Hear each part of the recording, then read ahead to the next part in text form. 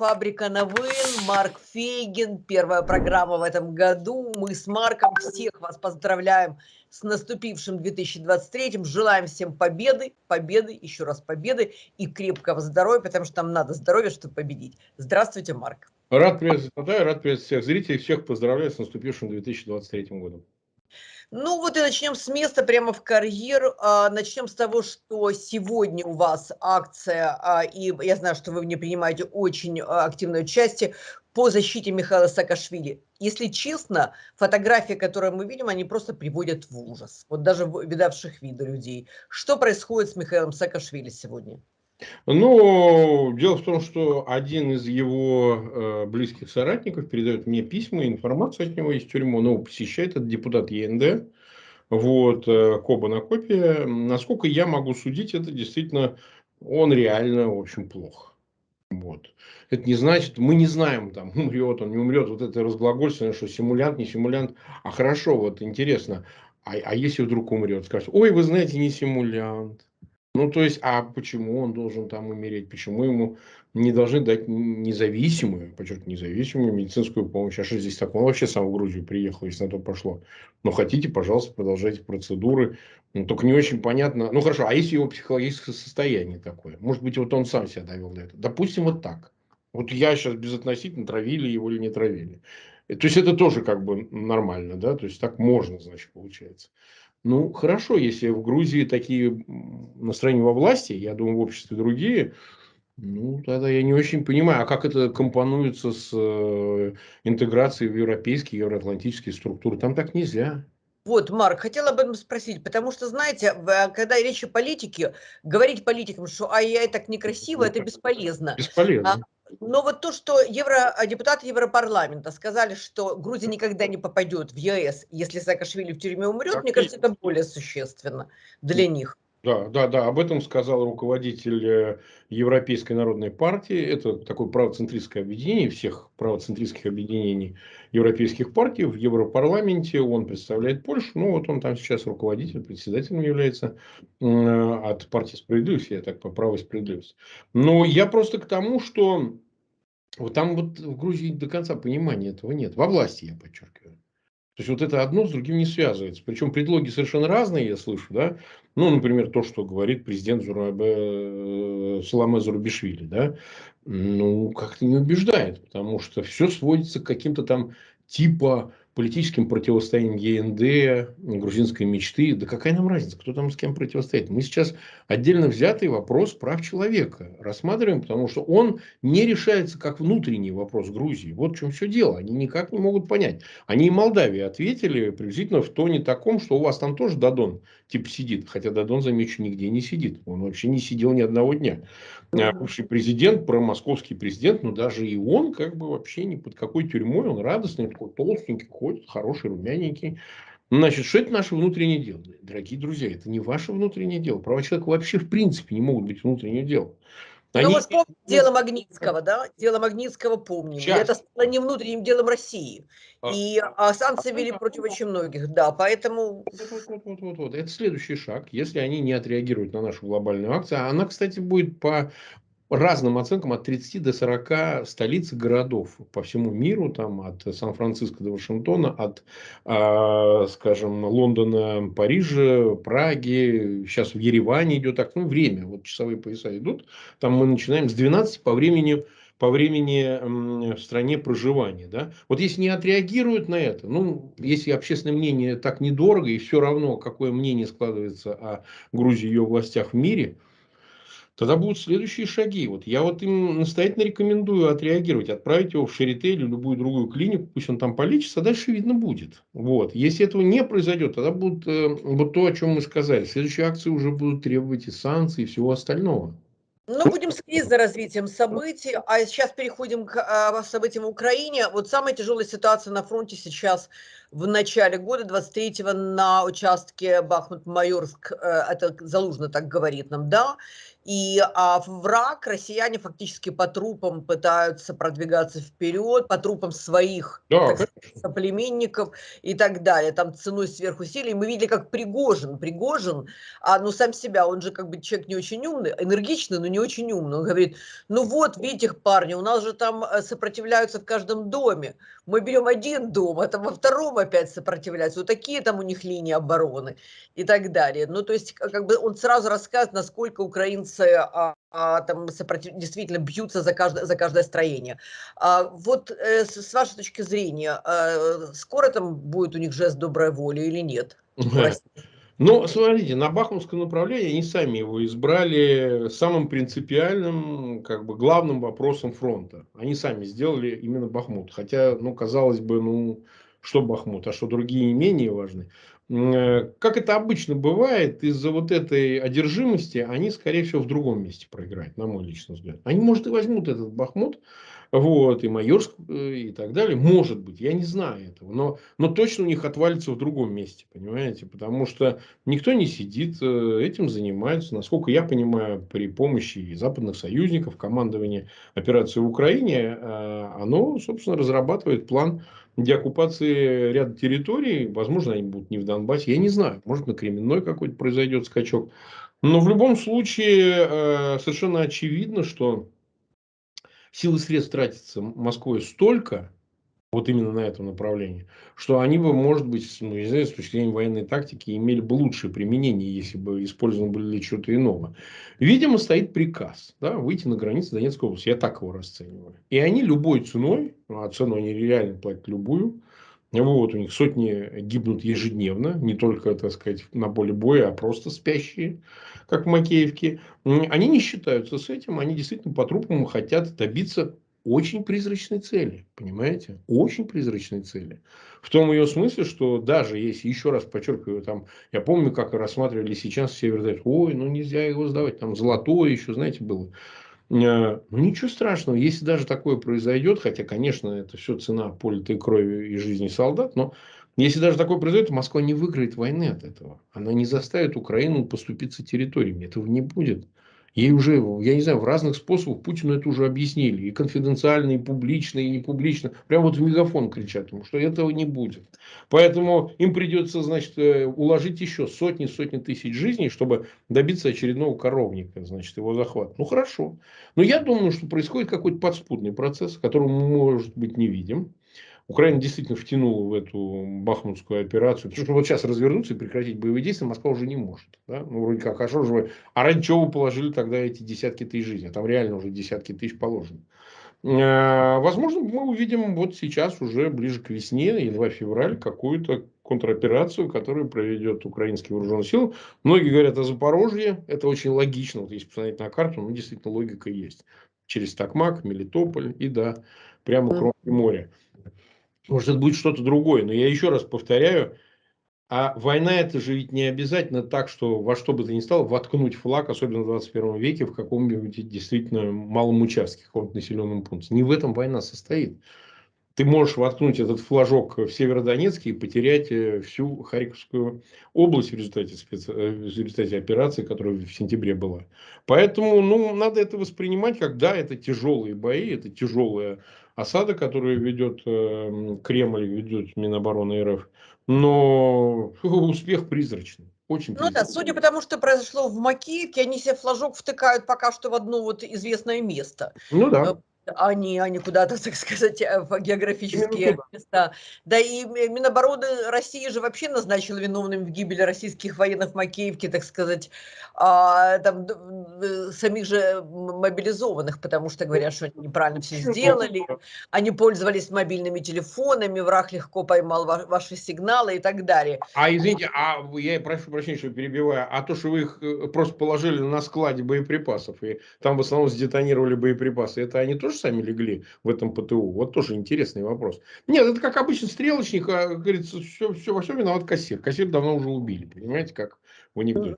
Ну да, когда такое большое количество людей находится на глазах у всего города в одном и том же месте, незащищенном, трудно Конечно. вообще сообразить, что кто-то разведке украинской это сообщит. Это же вообще нужно иметь высокий интеллект, чтобы это А догадаться об то этом. Украина не знает своей территории, не знает, где находится ПТУ в Да. Макеевке. Действительно, это же такая загадка, вообще ни с космоса, ни откуда нельзя об этом узнать и дроном посмотреть. Ну, это удивительно просто, да? Ну, не, ну, это все одно и то же. Все одно и то же каждый раз. Марк, вот сейчас сегодня с утра появились какие-то видео, какая-то там баба россиянка. Вообще такое впечатление, что их готовят в одном кружке художественной самодеятельности, потому что у нее абсолютно соловьевские интонации. Там братья, вставайте, мы там или герои, или пойдем, или еще что-то. Но если вот смотреть на ситуацию серьезно, вот эта мобилизация, которую они, безусловно, проводят, с вашей точки зрения, какой она, когда, во-первых, украинская армия почувствует, и, во-вторых, какой она будет иметь смысл? Или она не будет иметь смысла, если у нас будет оружия все-таки достаточно? Ну, как бы я уже отвечал много раз на этот вопрос. Я считаю, что мобилизацию, конечно, они и проводят, и будут проводить. Там неважно, 5 числа не объявят, 10 вообще не объявят. Но они будут ее проводить. Почему? Потому что если ты в день теряешь в какой-нибудь Макеевке от 400 до 600 человек, ну, по разным оценкам, там, ВСУ заявляет 400. Охотно верю. Кстати, само Минобороны РФ поднимает цифру. Они уже не 65 говорят, или 63, там сколько они говорят. А сейчас уже 95, что-то они такое уже начали называть. Ну, 100% множь на 3, на 4, и где-то будет очень близко к реальности. Дело в том, что у них все время кончаются запасы всего. Людей, человеческих биоорганизмов, снарядов, патронов, дронов, там, не знаю, ракет. Им все время надо пополнять. У них хроническая проблема. У Украины тоже самое происходит, но все-таки у Украины есть союзники. Это худо-бедно 50 стран в рамштайнском формате, они осуществляют эти поставки. И, конечно, всегда недостаточно. Конечно, нужно больше. Но очевидно же, еще больше, еще больше. Война это, знаете, как я уже много раз говорил, огонь топить бензином, понимаете? Это вечно. Пытайся залить его, если очень много бензина, может и огонь погаснет, если ударить по пламени. Ну, то есть вопрос заключается в одной простой вещи. Есть эти ресурсы потенциальные у Украины? Да, есть, потому что есть союзники. Не было бы союзников, ну, понятно, что бы было. А у Москвы какие ресурсы? Откуда они возьмутся? Все, что они могут бесконечно тратить, это только человеческие жизни.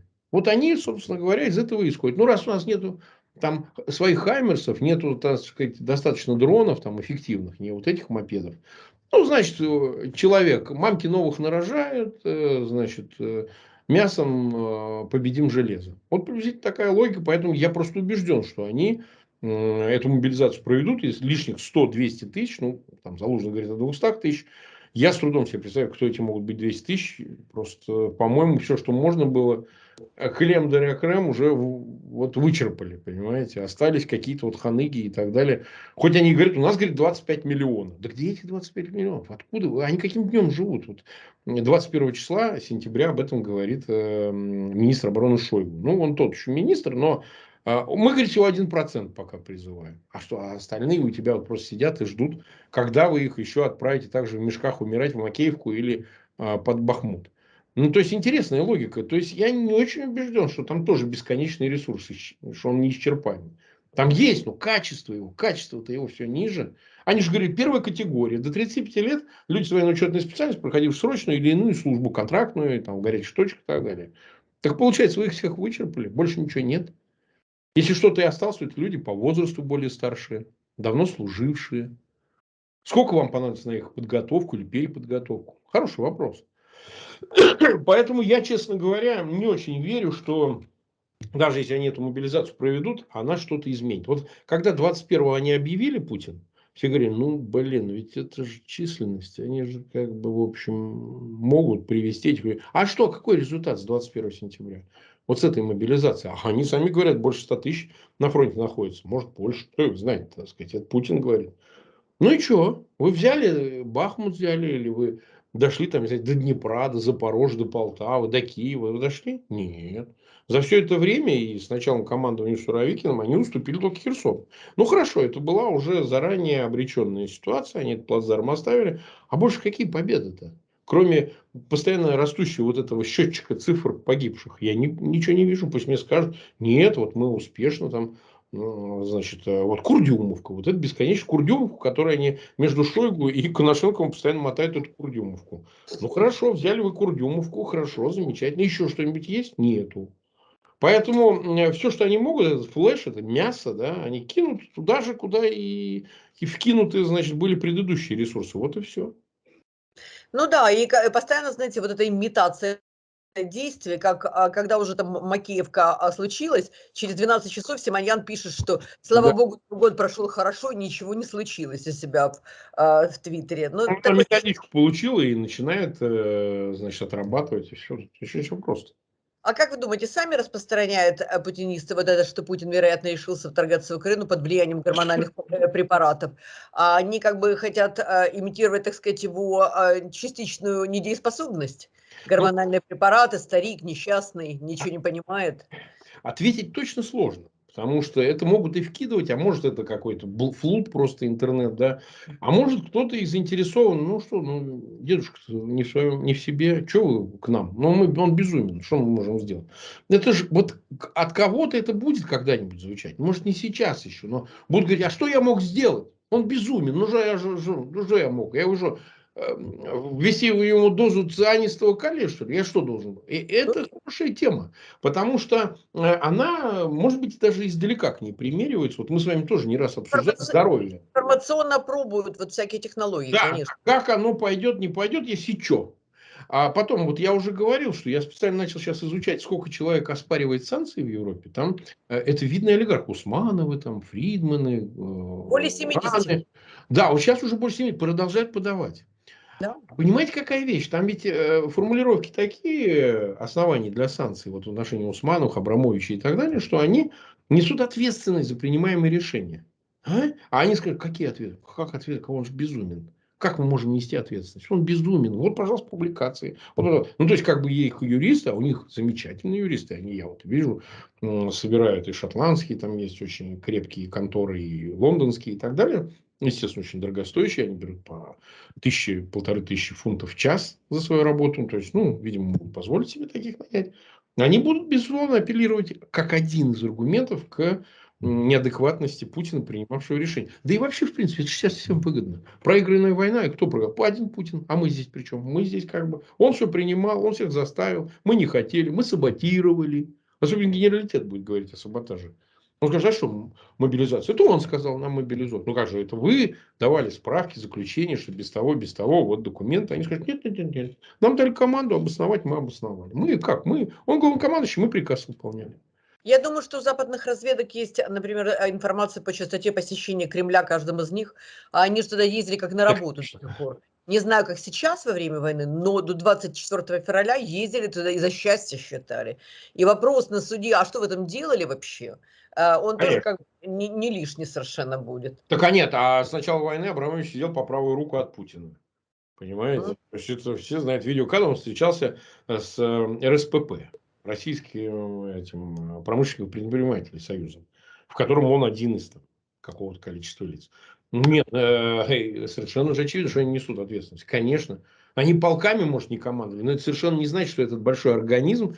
коррумпирован экономически и так далее, всякий, компрадорский во многом, да, что он не действовал как единое целое. Ну да, они выполняли, может, и приказы, но они же их выполняли.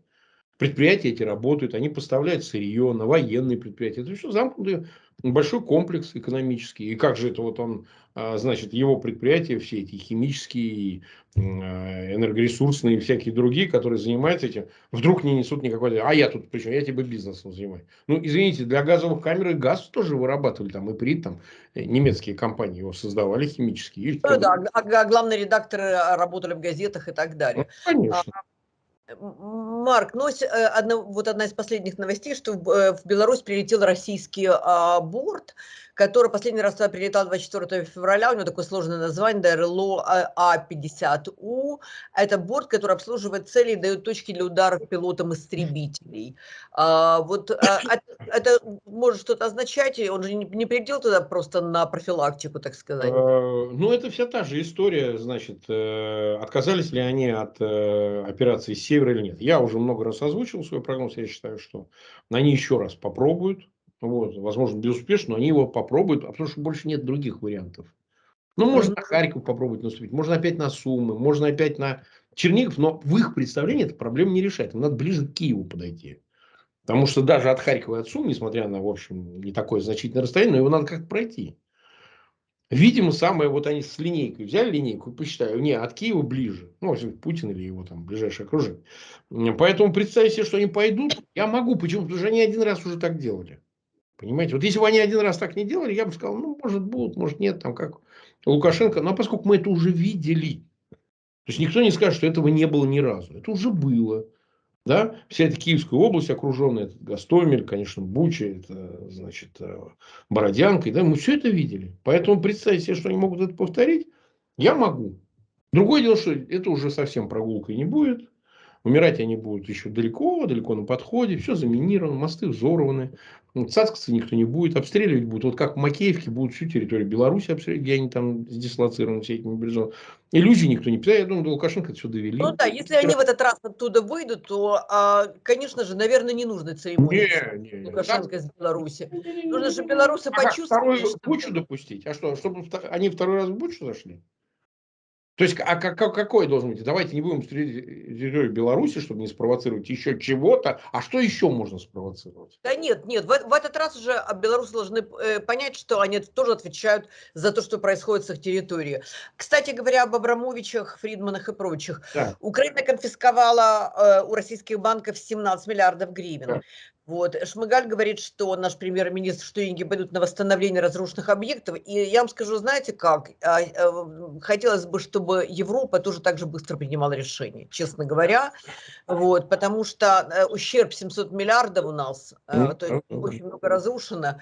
И я знаю, что европейские суды, и вы знаете лучше меня, это работает очень медленно, но мне кажется, что они должны начать принимать политические решения все-таки. Ну, там звучат заявления и со стороны Германии, я вот видел, частично Франции, в Америке идет дискуссия, живейшая дискуссия, как забрать. Все хотят, чтобы было обоснование юстиционное, ну, то есть, это какой-то орган универсальной юстиции. Судебный сказал, да, аминь, это можно делать. Потому что денег достаточно. Вот тут иллюзий питать не надо, что и 700 миллиардов, триллион, там есть русских денег. Ну, и корпоративных, и государственных Ну, активов. конечно.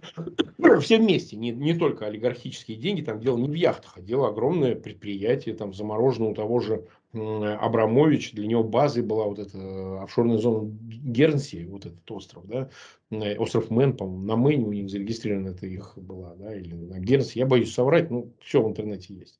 Ну, то есть, как бы вопрос стоит в конфискации, то есть, не просто заморозки, не просто аресте, а конфискации. Было ваше, стало наше. То есть, это такой процесс, который, ну, видимо, требует еще какого-то согласования. Но я вот все время утверждаю, я как юрист, как кандидат юридических наук, вам скажу, что иногда, когда доходит ситуация, война такой является, до уже тупика такого и пределов таких, что, знаете, слишком долго процедуры какие-то обосновывать. Это себе дороже. Вот представьте, с Гитлером бы обосновывали бы все бы, вот, а Ну да, можно... политическое решение принимать и все. Правильно. Волевое политическое решение потом обоснуют, потом займутся. Вот юристы будут разгребать это на десятилетия, это растянется. Да? Обоснованы, не обоснованы, споры, подачи исков, ради бога, это пожалуйста. Но сейчас-то нужно для того, чтобы остановить войну, принимать политическое решение. Вопрос. Если конфисковать это имущество, деньги, средства, активы, авуары, все, поможет это прекратить войну? По моему убеждению, вот лично моему, да, хотя я понимаю, что это может быть и общее место, оно поможет прекратить войну, потому что она теряет смысл от войны. То есть, получается, вы разрушаете страну, но вы же за это еще и платите. Помимо, а это ведь не только там на восстановление мостов, предприятий, домов, но и компенсации людям погибшим, раненым, потерявшим. Вот мы собираем с Арестовичем деньги, да, какие-то там несчастные, ну, продаем эти майки несчастные там наши и так далее. Ну, это копейки все по сравнению с потребностью. Ну, кому-то там Ну, протезик, чего-то. Марк, еще это, знаете, такая компонента, вот своя рубашка ближе к телу, я что имею в виду? Я тут с Муратовым недавно записывала интервью, который «Новая Да, газета». да, я знаю. И, да, и Дмитрий говорит, что весь этот бизнес этот преступный, все эти, так сказать, чуваки, они все равно группируются вокруг Путина. Мне кажется, что если бы было принято решение о том, что они теряют то, что они... Вот прямо сейчас принято решение, Да, что они потеряли, заработанное. как-то им на Путина стало бы смотреть гораздо противнее, понимаете? Вы знаете, я допускаю, что они уже противно на него смотрят, но нам важно не только смотреть, чтобы они на него противно, но принимали решения. В конце концов, мы имеем дело со стареющим на 8-м десятке, сгорбленным и испещренным пластическими операциями человечком. Вот если взять его как субстанцию, а не мифическую фигуру, которая четверть века узурпирует власть. Крошка Цахис. Крошка Цахис, да. Зарушится, то есть, где это? А страшно. Как же мы на него напали? А он же у него там ФСО, то все, а у него армия, у него ФСБ и так далее. Ну, дорогие друзья, так это больше не проблема других людей. Это проблема теперь ваша. Это была, может быть, раньше проблема. Запад вникал. Я вот помню, был мощный визит Фридмана, Хана, нет, Фридмана и Авина в Atlantic Council. Они, так сказать, это был год-два назад, такой скандал был, такие обсуждения, они там выступали, убеждали. И тайно даже Авина допросили комиссии Мюллера, помните, была такая, вот, Да. по Трампу. Они его допросили, его показания. Если он там то же самое поет, я говорю, я ни при чем, я к Путину никакого, я ничего, я никуда. Ну, сейчас уже видим, да, как бы уже приняли решение, они под санкциями, даже под уголовными делами, оба за то, что они используют помимо санкционного режима, нарушая его, там средства им в чемоданах приносят наличку. Конечно же, им это все не нравится. Это не Россия, там нельзя так себя вести. Конечно. Нельзя. Да я просто убежден, когда все началось, кому денег занести, давайте, вы скажите, мы чемоданами отвезем, сколько надо, арбуз отвезем, там, 2 арбуза. Я уверен, что они где-то ринулись куда-то вот это порешать, как они всегда решали. В какие-то времена, может, они что-то и решали. В какие-то времена они что-то и делали. А времена изменились. Война вообще все меняет. Вот их надо поставить раком настолько, чтобы у них вообще другого выхода не осталось. Либо пан, либо пропал. Либо умрешь, но уберешь Путина. Либо, ну вот все. Либо ты лишаешься всего. Как он в интервью, по-моему, то ли Forbes, то ли Блумбергу заявил, Фридман говорит, моя жизнь потеряла смысл. Я, говорит, все, что вот тяжелым трудом накопил, вот смотрите, ни репутации, ни денег. Да, помните, куртки 2 там это и так далее. Вот. Нажитое непосильным трудом. И все должны что-то посочувствовать, сказать, вот так работал. Начинал окна мыть, там вот со Львова приехал, там физикой, математикой занимался и так далее. Давайте еще все посочувствуем. Ой, несчастный ты какой. Знаете, человек с 15 миллиардов. Мы помним непосильный труд в 90-е годы, когда Авен был министром. Помним, кто выдал Путину лицензию фальшивую. Мы все помним, все эти непосильные. Прикрывал Путина, который как раз обязательства тянутся. Многие же не знают, все думают, ну Авен там. Авен был министром внешнеэкономических связей и так далее. Одним человек, который спас Путина от тюрьмы в 90-е годы. Точно так. Дуру полную, конечно. Они задним числом потом выдавали разрешительных бумажек на вот эти все его операции по обмену, значит, цветных металлов на гумпомощь и так далее. Гайдар тоже к этому имел отношение. Многое можно вспомнить. Но поскольку поднимается температура на фронте и в геополитике, то и надо сказать, что температура в дурдоме тоже поднимается. И депутат Госдумы Евгений Федоров заявил, что США готовит удар по Москве. Вот, что они разрабатывают план удара по Москва-Сити. Вот. То есть я когда слушаю это, я думаю, господи, а какой интеллектуальный уровень вообще у этих людей, которые там принимают решения? Это же как бы очень поучительная история. Когда мы начали, я раньше, вообще, честно говоря, до войны, мне было наплевать, какие там депутаты Госдумы. Я никогда не всматривалась в них, не слушала, что они там говорят. И тут, когда вот я начинаю все эти месяцы знакомиться с их заявлениями, я понимаю, что там сборище просто каких-то, не очень здоровых людей, больных на голову просто, понимаете? Вот смотрите, я вам ради пущей убедительности приведу вот по поводу Федорова фактурку. Он со мной был депутатом аж в 93-м году. Он прошел по округу, был какой-то стрёмный тип, изображал экономиста. Он был в наилиберальнейшей фракции. Это был союз 12 декабря покойного Бори Федорова и Ирины Хакамады. Это был либерал из либералов, ну практически ЛГБТ. Прям. Вот вы знаете, вот прям пробы на его сфинктере ставить было негде. Вот из таких, понимаете? Вот кто скажет, ну ты выдумываешь, как он. Я вам говорю, он сидел вот так в 2 ряда от меня. Такой был, ходил, очки поправлял, значит, он либерал, экономист, какие-то против, значит, ретроградов выступал и так далее. Ну, молодой он был, там, может, старше меня был, 27, может, ему был, ну, что такое, там, ему сейчас под 60, ну, вот это. Либерал из либералов. Ну, вот прям вот, ну, невыносимый либерал. Вот я вот был всегда консервативным взглядом придерживался, но был спокойный консервативный взгляд, обычный правоцентристский. Как вот эти все превратились, значит, в борцов, значит, с американским империализмом, значит, что они отряды Путина спецназ, у него же там какое-то народное движение, вот это вот национально-освободительное, они ходят вот этим флагом из ленточек и так далее. Откуда вообще взялась вот эта, казалось бы, придурковатость, вот такая одержимость, значит, какими-то маниакальными идеями? Мой ответ, в отличие от очень многих, она и была. Эти люди, он же наверняка был какой-то комсомолец, там, полупартийный дятел какой-то, он в каком-то там Ленинградской области, откуда-то оттуда. Значит, ну явно же это все было, понимаете, у всех у них это было. Когда говорят, ой, вот он, значит, Кириенко, он такой же, был такой, он с Немцов его привез из Нижнего Новгорода. Ну, это там отдельный разговор, там, как это все происходило. Ну, вот был у меня разговор с Борей на эту тему, и не раз, ну, у него у многих был этот разговор, и публичный, и публичный. Вы понимаете, это качество вот этой среды. Оно такое же немногим лучше и в правительстве, и в ведомствах. Да. И как есть там трезвые жулики, рациональные воры, конечно. Эти тоже воры, но только вот такие, вот бесовские, да, черти.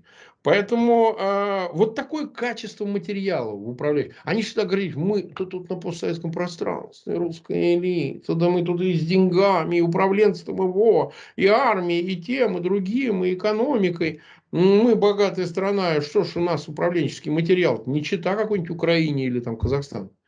А жизнь-то вот она как показала, что у власти-то дебилы. Их что Федоров, что выше, они все дебилы конченые, понимаете? Ну, абсолютно аморальная публика, которая готова в любую минуту из кармана вытащить, Да, что от них требуют. То ли книжку Ильина, то ли что-нибудь из секс-шопа, то ли еще что-то. вот Что требует время, то они и вытаскивают. этот Федоров, я вам клянусь, когда надо будет спасать собственную сраку, поверьте мне, пойдет с радужным флагом прямо по улицам Москвы. Поменяет полоски в этом ленточке, значит, этой георгиевской ленте. И все вот так будет. И все будут, ой, ну как же так можно? Да что вы, ну что, а где же ваша принципиальность? Проститутки, ну они все проститутки, я их всех наблюдал с близкого расстояния в Государственной Думе 93-95 года. Все шалавы, понимаете, все до единой. Зюгановы, Шмугановы, все одинаковые, понимаете? Ну, вот, И кстати, либералы, и коммунисты, и кстати, другие. о проститутках. Вот я, знаете, тоже последнее время наблюдаю за этим Марковым. Раньше тоже абсолютно не О, всматриваться, потому что 100 лет не нужен был. Ну, понятно, что он всегда там исконный, посконный, в портянках был. Но когда он говорит, вот это его одна из последних цитат, что судьба женщины – это рыдать, ага. а для мужчин участие мобилизации – это возможность посмотреть большой мир и умереть со смыслом, хочется спросить, что же ты, сука, не умрешь? Ну Не, вот, это вообще да. стандартный Ну вопрос. что ты, сука, не умрешь? Да, Что вперед, ты идешь? вперед. Вот окоп, вот сапожки, вот тебе шинелка, вот тебе ржавый автоматик. Вперед, вот Бахмут тебя ждет, там офицеры ВСУ покуривают, давно тебя ждут. Я вам другое расскажу. Давайте, да, давайте Марк. Давайте вот конкретно этого. Я его тоже знаю, этого персонажа. Значит, в советские годы работал в обществе знаний лектором. Ездил с советскими делегациями за границу. С карнавальной ночью, помните Огурцова? Но, Вот но более хитрожопый. Он ездил за границу в капстраны в качестве представленного лица. Вот какие-то еще объяснения нужны? Откуда нет. ушки растут? Не надо? То есть вот ездил, как бы вот ездил, знал немножко английский там, и вот его представили, и он, значит, ездил. Я просто это знаю.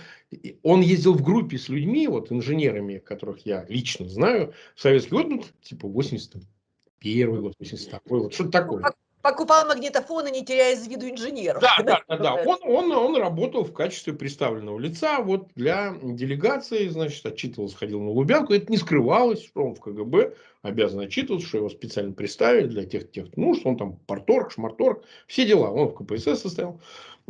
Потом замечательная история. Вдруг начинается, значит, типа перестройка. Он такой какой-то либеральный политолог. Крутился вокруг СПС. Он, так сказать, формировал. Но это позже уже пришло. Потому что таких-то вот, ну, как бы, когда я был в «Выборе России», такой сволоты там поменьше было, честно надо сказать. Поменьше сволоты всякой представленной было. А он потом начал крутиться. И самая удивительная мне история из 90-х, когда они вместе впервые их отпустили в Америку с Пархоменко. Он рассказывал эту историю, Сергеем Пархоменко, известным либеральным журналистом. Сейчас он в Америке живет. Их повели в ЦРУ. Главред итоги журнала он был, по-моему, Да, Пархоменко. это потом, чуть попозже, когда уже у Гусинского, да, он главред итоги. И ему подарили велосипед в ЦРУ. Маркову подарили велосипед в ЦРУ. Вот звучит инфернально абсолютно, но То ли он его выпросил, то ли сказал, что ему нужен велосипед, ему подарили велосипед. Он это все описал историю с переписками, с поздравлениями. Они были вот, и ЦРУ подарил ему, соответственно, велосипед. Он страшно это скрывает, страшно, значит, помалкивать на этот счет. Но это реально было. Они прям ходили, все. Может, ему задание дали, может, он сам по себе, может, он тогда думал продаться.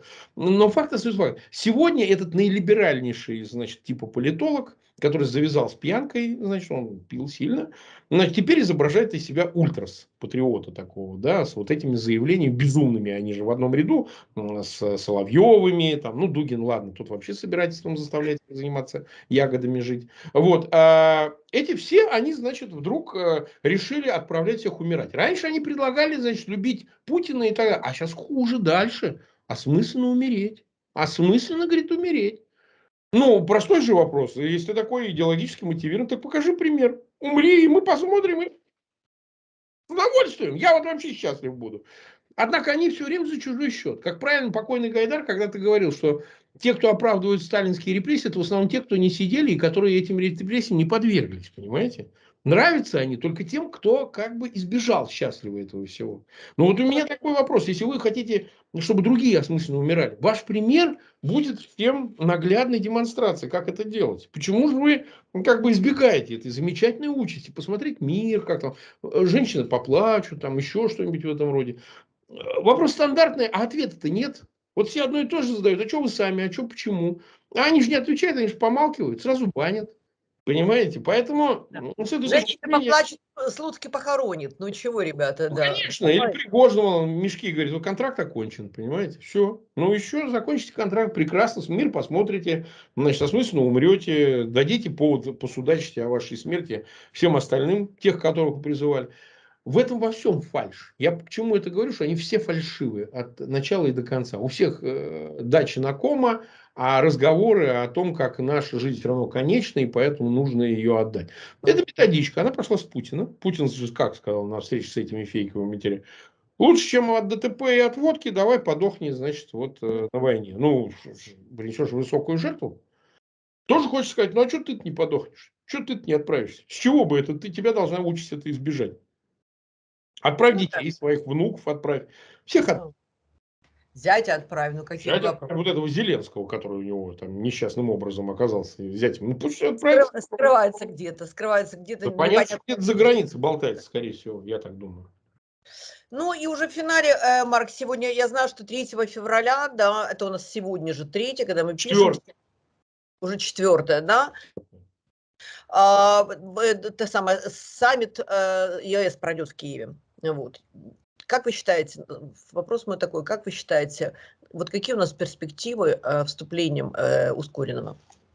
Ну, пока о них говорить сложно, вот, потому что действительно ЕС вырабатывает внутренне для себя решение, механизм, как это интегрировать Украину. Все зависит, многое зависит от, конечно, войны, все зависит от войны и многое от самой Украины. Украина может справиться с этой задачей, но напряжение сил должно быть не меньшим, чем победа в войне. Вот я так скажу. Да, она не чревата жизнями граждан и так далее, но нужно, конечно, пройти такой тяжелый путь для того, чтобы форсировать. Я не имею там за 20 лет вступить. Ну, а откуда у Украины 20 лет? Украине надо Нет. сейчас. У нее нет 20 лет. Ей нужно восстановить хозяйство, нужно интегрироваться в западное пространство, нужно принять все эти практики, и гуманитарные, и политические, и социальные, и так далее, реципировать законодательство, изменить полностью свой аппарат управления. Это не какой-то упрек, но действительно он постсоветский еще. Он сейчас уже меньше постсоветский, он больше такой протоевропейский, но ему еще много надо изменить для того, чтобы справиться и с кумовством, и с коррупцией, и со всем остальным. Но это объективные проблемы, которые перед Украиной и стояли, и стоят. Я думаю, что, как это, знаете, обычно бывает, у победы много отцов. Вот победа, она может повлечь за собой быстрое решение всех этих проблем, потому что все хотят присоединиться к победителю, все хотят какой-то сопричастность обозначить. Смотрите, что мы тоже, вот, Евросоюз помог победить Украине, такого монстра, как Москва. Поэтому победа в войне, она определит и судьбу, собственно, членства в ЕС. И это действительно должен быть форсированный процесс, потому что вот, да будет сказано по поводу вот этой акции Саакашвили. Ведь вот Грузия сейчас ухудшает свою карму. Тем отдаляет себя, о чем вы же сказали в начале программы, от своего этого членства. Вот Украина, она же не должна повторять этого опыта. Она должна, наоборот, максимально демонстрировать свою готовность именно следовать европейским процедурам и европейским правилам. И это является залогом. Набраться терпения и проводить очень быстро реформы. Да, точно. Собственно говоря, тот Точно. ответ, который... Потому что если не проводить, то точно эта перспектива будет очень далека. Угу. Спасибо огромное. Еще раз с Новым годом. Стартуем в новом году. И слава Украине. Спасибо большое. До свидания. Да, спасибо.